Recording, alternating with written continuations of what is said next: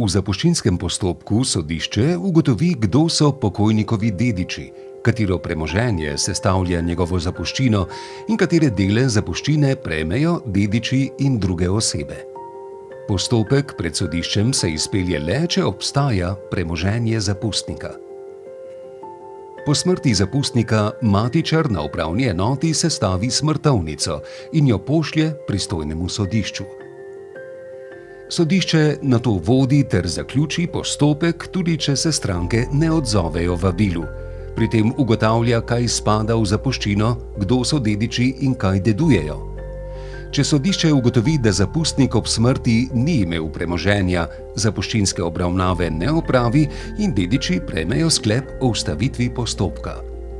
Na obravnavi lahko aktivno sodelujejo le dediči ter druge osebe, ki uveljavljajo pravice iz zapuščine, ter jih je sodišče povabilo na zapuščinsko obravnavo.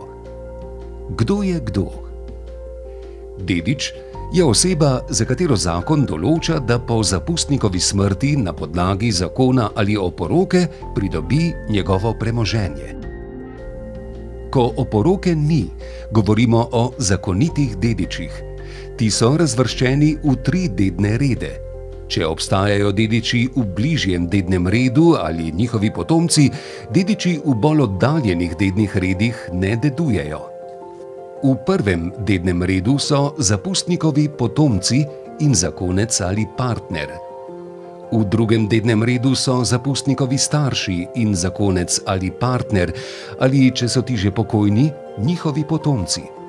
Zakonec oziroma partner je v tem dednem redu le, če ni potomcev, sicer pa je v prvem dednem redu. V tretjem dednem redu so stari starši zapustnika ali, če so ti že pokojni, njihovi potomci.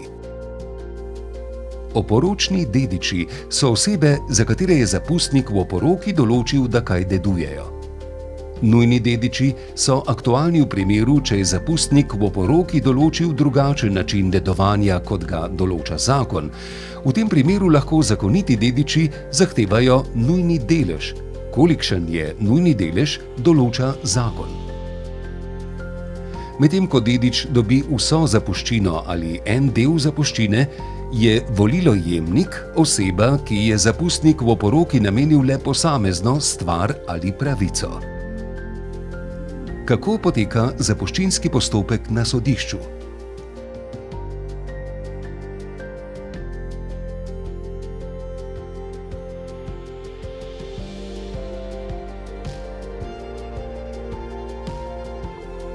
Sodišče najprej pridobi podatke o premoženju zapustnika, dedičih in morebitnem obstoju oporoke. Nato dedičem pošlje vabilo na narok za obravnavo, kjer ugotovi pomembna dejstva.